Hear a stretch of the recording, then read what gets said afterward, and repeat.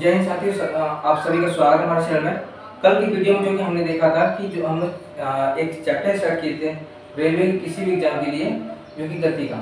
और गति में जो कि हमने कल देखा कि गति किसे कहते हैं, दूरी किसे कहते हैं और विस्थापन किसे कहते हैं। तो आज हम विस्थापन के बारे में और विस्तारपूर्वक जानेंगे कि विस्थापन के बारे में जो कि विस्थापन क्या धनात्मक हो सकता है, क्या ऋणात्मक हो सकता है, क्या शून्य हो सकता है, तथा और ये भी जाने कि क्या दूरी जो की है ऋणात्मक हो सकती है कि नहीं हो सकती है। क्या आगे जो भी प्रोसेस होंगे वो इस वीडियो के माध्यम से हम देखने वाले हैं। तो सबसे पहले हम स्टार्ट करने वाले हैं विस्थापन की विशेषताएं। हम लोग स्टार्ट करेंगे विस्थापन की विशेषताएं। और इस प्रकार से हमने ये कोई चार्ट बनाया है और इसी के माध्यम से हम बताएंगे कि विस्थापन का जो मान है धनात्मक, ऋणात्मक तथा शून्य तीनों हो सकता है। और उसके बाद हम आपको ये भी बताएंगे कि दूरी जो होती है वो सदैव धनात्मक होती है। ठीक है, तो आप जो कि इसको देखिए ध्यान से, इस फिगर को देखेंगे। ये मैंने एक मार्ग बनाया है। इस मार्ग को देखते हुए हम जब भी सारा डिस्कस करेंगे, क्या दूरी का विस्थापन शून्य होना या ऋणात्मक होना चाहे धनात्मक होना। तो सबसे पहले हम बात करते हैं मार्ग के बारे में। तो मार्ग हमारा ए से बी है।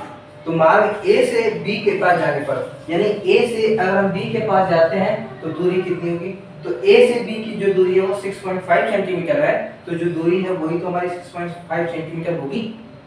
और अगर हम बात करें विस्थापन का परिमाण कि विस्थापन कितना होगा, तो विस्थापन क्या बोलते हैं कि प्रारंभिक और अंतिम, या कह सकते हैं कि अंतिम स्थिति और प्रारंभिक स्थिति का जो अंतर होता है वही तो विस्थापन कहलाता है। तो अंतिम स्थिति बी और ए, तो V और A से जो कि डिस्टेंस कितना 6.5 सेंटीमीटर का जो कि हमारा दूरी है, तो उसका विस्थापन का जो परिमाण होगा वो भी 6.5 सेंटीमीटर ही होगा।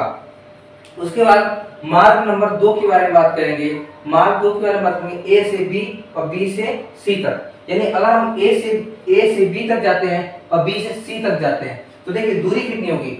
A से B और B से C, तो इसका दूरी कितना होगा, यानी A से पहुंचना कहां पर, C के पास पहुंचना है, लेकिन दूरी कितनी हो जाएगी। A से जब B के पास गए तो 6.5 सेंटीमीटर यानी 6.5 सेंटीमीटर, और B से जब C के पास आए तो 3 सेंटीमीटर। तो दूरी कितना देखिए, जो 6.5 सेंटीमीटर है और 3 सेंटीमीटर, तो दोनों को जोड़ने की जो दूरी है वो 9.5 सेंटीमीटर आने वाली है। ठीक है, लेकिन विस्थापन का परिमाण क्या होगा। लेकिन हमने A से C के पास गए तो दूरी तो हमारी 9.5 सेंटीमीटर हो गई, लेकिन विस्थापन का जो परिमाण है वो कितना होगा, वो जो कि जानेंगे इस फिगर के माध्यम से। A के पास A से लेकर C तक का कितना है 4 सेंटीमीटर यानी 4 सेंटीमीटर। विस्थापन का परिमाण होगा A से C तक का 4 सेंटीमीटर। ठीक है, आगे बढ़ते हैं कि मार्ग बात करते हैं B से C और C से फिर A। यानी अगर हम B से जो कि C के पास आते हैं तो 3 सेंटीमीटर और C से हम जो कि A के पास जाते हैं तो 4 सेंटीमीटर। तो अगर दूरी के बारे में बात की जाए तो B से C तक की दूरी जो 3 सेंटीमीटर है और C से लेके A तक की जो दूरी है वो हमारी 4 सेंटीमीटर है। तो कुल मिला के जो दूरी हमारी हुई वो 7 सेंटीमीटर हुई। लेकिन विस्थापन का परिमाण क्या हुआ कि जब हम B से पहुंचना कहां पर है, B से हमको A के पास पहुंचना है तो दूरी 7 सेंटीमीटर होती है, लेकिन विस्थापन B से जो कि A के पास पहुंचेंगे तो 6.5 सेंटीमीटर का विस्थापन जो कि बनेगा। तो हम यहाँ 6.5 B से लेके A तक जाने में। ठीक है, आप जो कि आगे देखिए।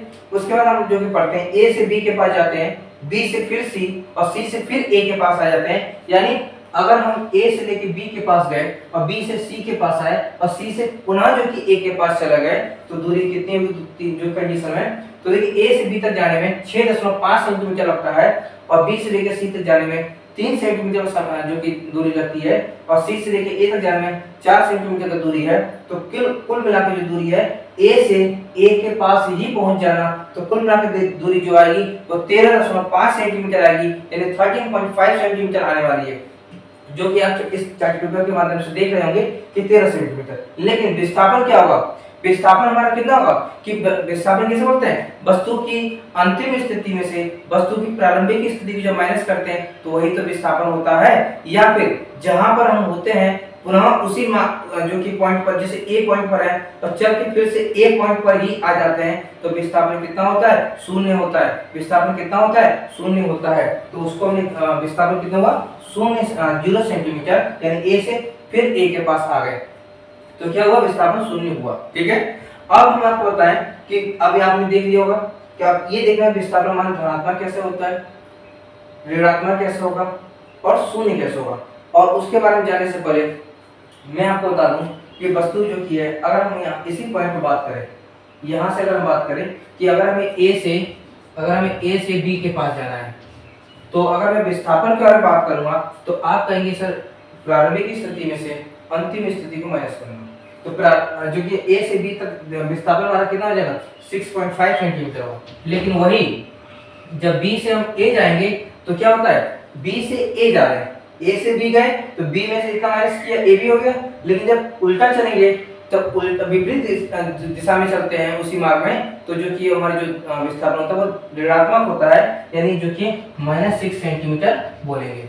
ए से बी गए तो विस्थापन मान शून्य हुआ, लेकिन जैसे इसके विपरीत आएंगे, बी से ए आएंगे, तो विस्थापन मान जो कि ऋणात्मक होगा यानी नेगेटिव होगा। और विस्थापन मान शून्य भी होता है, क्यों? क्योंकि जिस स्थिति में हम खड़े हैं और उसी स्थिति में घूम फिर के फिर से वहीं पर आ जाते हैं, तो विस्थापन का मान शून्य होगा। जैसे कि आपने एक प्लेग्राउंड में एक सर्कल टाइप का, जो कि एक सर्किल हो चाहे कैसे भी स्क्वायर टाइप हो, एक सर्कल टाइप का ग्राउंड होता है। उस ग्राउंड में जो कि हम रनिंग करने जाते हैं, तो किसी भी पॉइंट को बोलते हैं यहाँ से जो कि एक चक्कर कंप्लीट होगा। तो जब हम ये एक चक्कर जो कंप्लीट होगा, तो ये हमारे एक चक्कर कंप्लीट करने पर दूरी बोलेंगे, तो दूरी बराबर 2πr होगा। लेकिन विस्थापन यानी एक पॉइंट पर खड़े थे और घूम के फिर से जो कि हम एक पॉइंट पर ही आ गए, तो विस्थापन का मान हमारा कितना होगा, तो विस्थापन का मान हमारा शून्य होगा। ठीक है, तो आप इसका स्क्रीनशॉट ले लें, उसके बाद जो कि हम आगे स्टार्ट करते हैं।